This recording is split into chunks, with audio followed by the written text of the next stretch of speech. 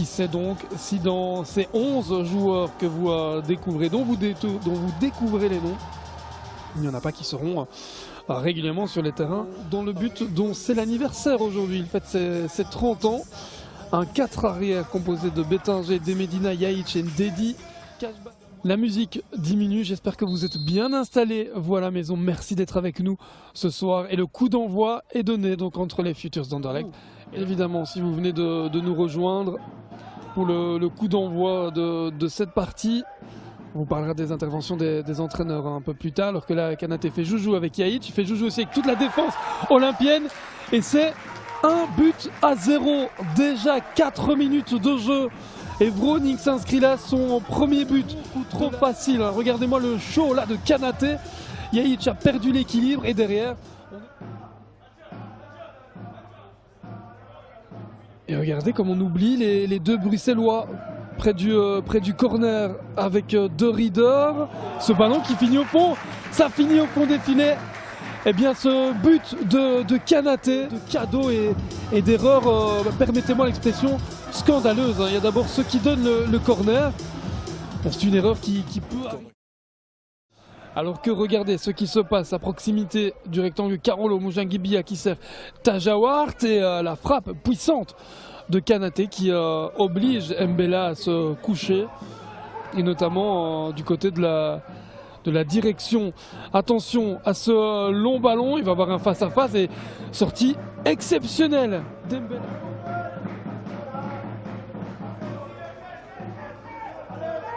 Voilà. Il y a beaucoup trop. Oh ce ballon tenté. On voit le petit service et Van de Ven qui était quelque peu redescendu pour le même. Et ce repositionnement là dans l'axe de Luca Ferrara n'aura pas été une réussite. Hein. En chef de Fred Ballan. Dommage hein, quand on connaît toutes ces qualités qu'il a déjà montrées sur le flanc cette saison.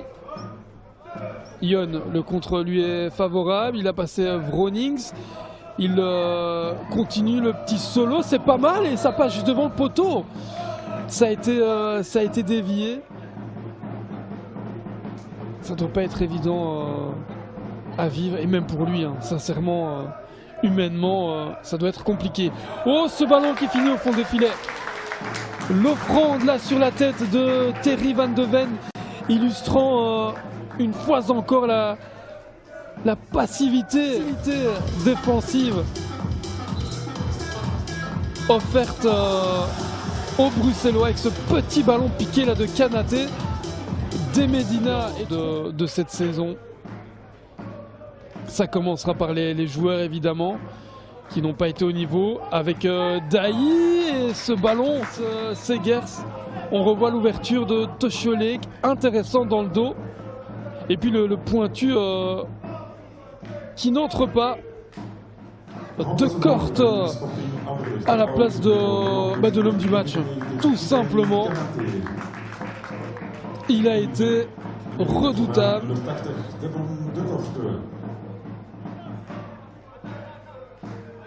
Hyper intéressant. Sorti aussi d'Alexander De Ridder. Numéro 51, numéro 51, Omar Sarr. Et vous avez vu la confirmation du speaker. Merci à lui, hein. Toujours raccord au niveau timing. Il a toujours bien accompagné.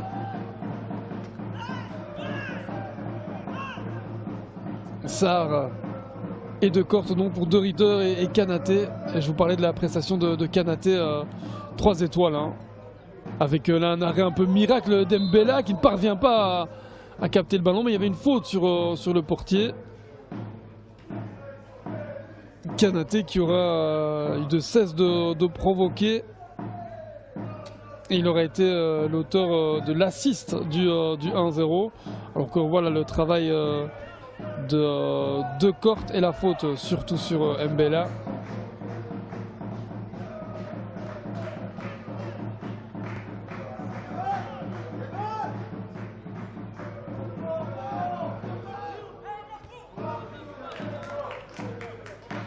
Qui était aussi buteur, donneur d'assist et buteur ce soir.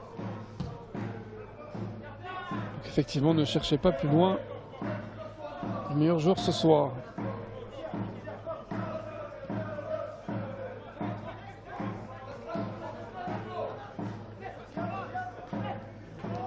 Dernier quart d'heure de la partie. On va jeter un petit coup d'œil sur les autres terrains de Challenger Pro League. Juste après cette possibilité. Tajawar, quel but! On revoit, mais regardez-moi déjà tout cet espace dans l'axe du terrain. On n'y est plus, hein, tout simplement. Mais sans qu'on va disputer les playoffs, alors qu'on s'approche une fois encore du rectangle Carolo et de Corte via le poteau. C'est loin. Qui n'en demande pas tant, mais regardez la liberté avec laquelle on peut contrôler et armer. Le petit pont, le 1-2. Allez, il y en aura peut-être encore une de possibilités. Bien non, même pas. Fin du match ici à Daines.